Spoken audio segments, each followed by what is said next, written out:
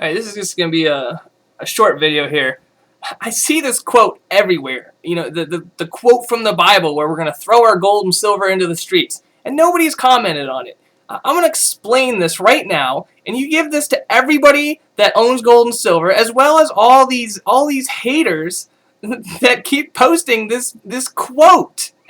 Here's the quote. I'll read the quote. It's Ezekiel 7:19. And this is the New International Version, so as circa 1984. They're all along the same line, so it doesn't matter which one you read or which version you read. They all say basically the same thing. But the one I'm reading here says, "They will throw their silver into the streets, and their gold will be an unclean thing. Their silver and gold will not be able to save them in the day of the Lord's wrath. They will not satisfy their hunger or fill their stomachs with it, for it has made them stumble into sin." Well, yes, of course, this article is completely true. I agree with it 100%. Well, not article, but section of the God's Word. You can't eat gold and silver. This is true. But you can trade it for food with other people who have gold and silver. But you can't do that if there's no food left to get. And that's where these people fall on, this is where they get it all wrong. If there's no food, if everybody's starving, let's say there's 100 people in the world, and 99 of them don't have any food. And then one guy has enough food to feed himself, and everyone has gold and silver. Do you think that one guy is going to give up his food to the other 99 who only have gold and silver? No.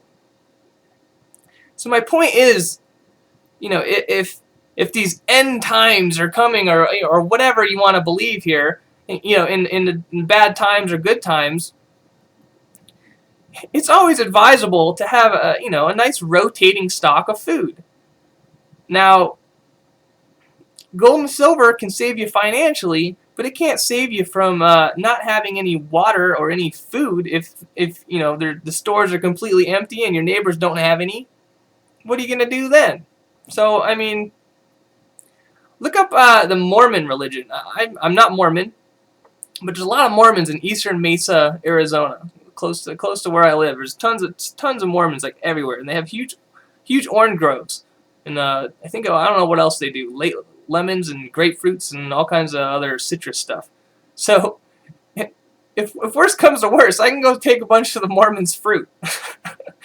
But my point is, the Mormon religion, as part of their religion, they store food and they rotate it.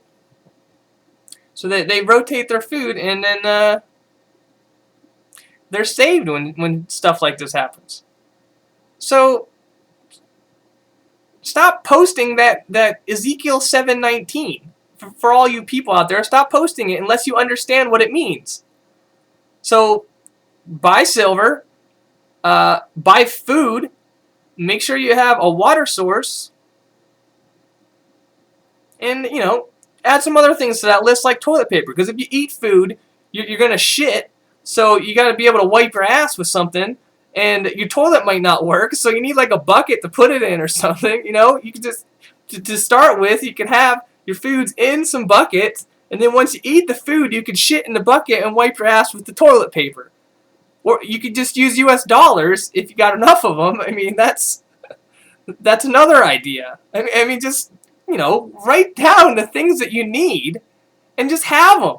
It has nothing to do with the end of the world. It's just, it's like, should be a common practice to have things for a worst case scenario. It's insurance. That's all it is. Insurance. So Ezekiel 7:19, don't post it unless you understand what it means.